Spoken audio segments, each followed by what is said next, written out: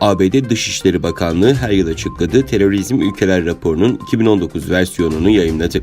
Raporun Çin bölümünde Çin Komünist Partisi'nin terörle mücadele adı altında özellikle Doğu Türkistan'da yoğun izleme, takip faaliyetlerinde bulunduğu kaydedilirken, Çin hükümetinin terörle mücadeleye yönelik kitlesel izleme, kontrol, sansür, dini ve etnik azınlıkların asimilasyonu gibi baskıcı yaklaşımı insan haklarını göz ardı ediyor değerlendirmesinde bulunuldu.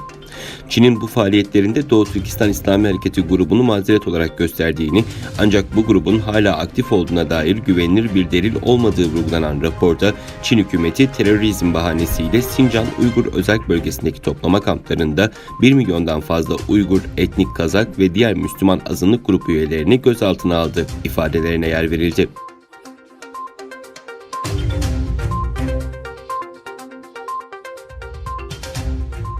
ABD Dışişleri Bakanı Pompeo, Pekin'i Çin-Afrika zirvesi sırasında Afrika halkına boş vaatler vermekle suçladı.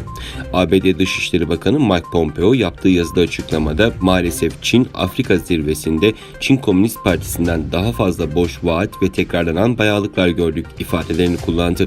Afrika için en sorumlu ortağın ABD olduğuna vurgu yapan Pompeo, Çin Devlet Başkanı Xi Jinping'in insanlarımızı ve onların hayatlarını her zaman ilk sıraya merkeze koymalıyız sözlerini hatırlatarak, bu ölümcül virüsün yayılmasında Çin'in sorumluluğu konusunda gerçek bir şeffaflık sağlayamadı diye kaydetti. 17 Haziran'daki olağanüstü Çin-Afrika zirvesi Çin virüsü salgını nedeniyle video konferans yoluyla yapılmıştı.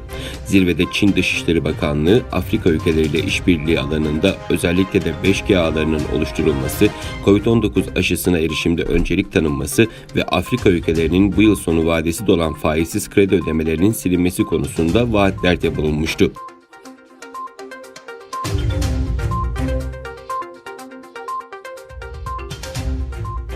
Çin virüsü salgınının ortaya çıktığı Wuhan kentinden Şubat'ta salgına ilişkin haber yapan Çinli gazeteci Cheng Can, toplumda karışıklığa neden olmak suçlamasıyla tutuklandı.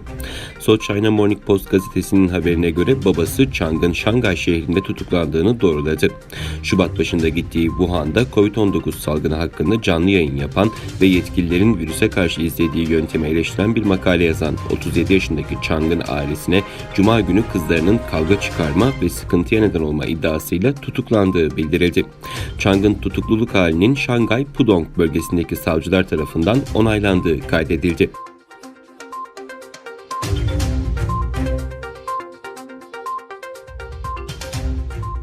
ABD Başkanı Donald Trump, Polonya Cumhurbaşkanı Andrzej Duda ile yaptığı ikili ve heyetler arası görüşmelerin ardından Beyaz Saray bahçesinde ortak bir basın toplantısı düzenledi.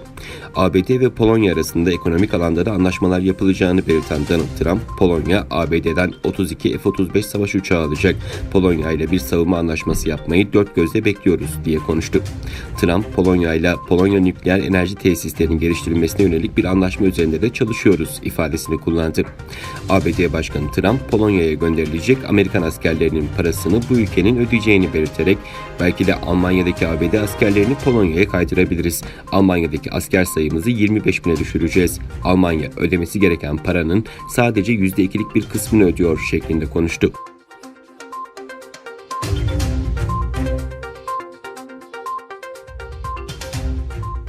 Dünya Sağlık Örgütü Genel Direktörü Tedros Adhanom, örgütün İsviçre'nin Cenevre kentindeki merkezinde video konferans yoluyla düzenlediği basın toplantısında Suudi Arabistan'ın yeni tip koronavirüs COVID-19 salgını nedeniyle bu yıl sadece ülkede yaşayanlarla sınırlı tutacağı hac ibadeti kararını değerlendirdi.